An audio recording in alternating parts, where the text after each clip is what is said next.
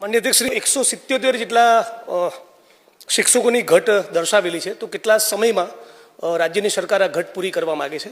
બીજું કે નવી શિક્ષા નીતિ પ્રમાણે વિદ્યાર્થી અને શિક્ષક વચ્ચેનો કેટલો રેશિયો છે અને ભાવનગર જિલ્લામાં આ રેશિયો જળવાયો છે કે કેમ?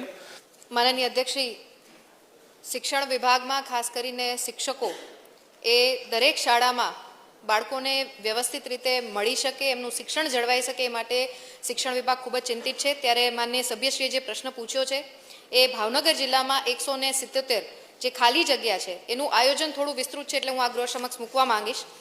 વર્ષ 2024માં આવેલ વિદ્યાસહાયક ભરતીની જે જાહેરાત હતી એ મુજબ વિદ્યાસહાયકોની ભરતી અંગેની કાર્યવાહી પૂર્ણ થઈ, જે અંતર્ગત 426 ઉમેદવારોએ ભાવનગર જિલ્લાની પસંદગી કરેલી છે. હમણાં જ તાજેતરમાં ધોરણ 1 થી 5માં વિદ્યાસહાયકની નિમણૂક માટે જરૂરી જે ટેટ 1ની એક્ઝામ હોય છે એ બોર્ડ દ્વારા એનું આયોજન કરવામાં આવેલું છે, જેમાં 11,000 ઉમેદવાર પાસ થયા છે, એટલે 11,000 ઉમેદવાર આપણી પાસે ઉપલબ્ધ છે. પરંતુ હાલમાં અત્યારે આપણે જિલ્લા ફેરની જે શિક્ષણ વિભાગની કાર્ય પદ્ધતિ હોય છે ચાલી રહી છે, એ કાર્ય પૂર્ણ થશે એટલે તુરંત જ આપણે 10 વર્ષનું જે ભરતી કેલેન્ડર છે એ આપણે ઓલરેડી ડિક્લેર કરી લીધું છે. એ ભરતી કેલેન્ડર મુજબ આવનારા સમયમાં જેટલી પણ જે જિલ્લાઓની શિક્ષણમાં વિભાગમાં શિક્ષકોની પૂર્તતા હશે એ પૂર્તતા આપણે અપૂર્તતા હશે પૂર્તતા કરી દેશું.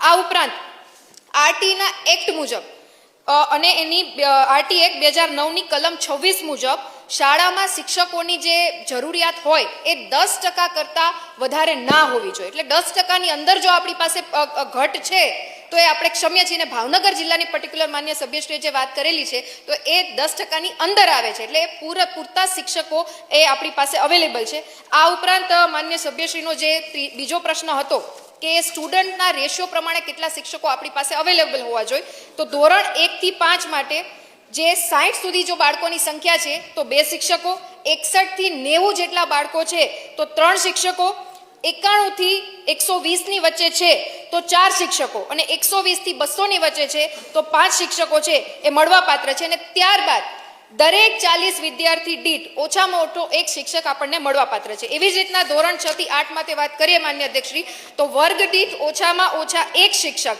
અને જનરલી જે વિષયના જુદા જુદા વિષયો હોય છે જેમાં ગણિત, વિજ્ઞાન, સમાજ વિદ્યા અને ભાષાના શિક્ષકો, એ રીતના ઓછામાં ઓછા 1 શિક્ષક છે એ ઉપલબ્ધ કરાવવા પડે છે. પ્રત્યેક 35 બાળકો માટે પણ ઓછામાં ઓછા 1 શિક્ષક જે છે એ મળવાપાત્ર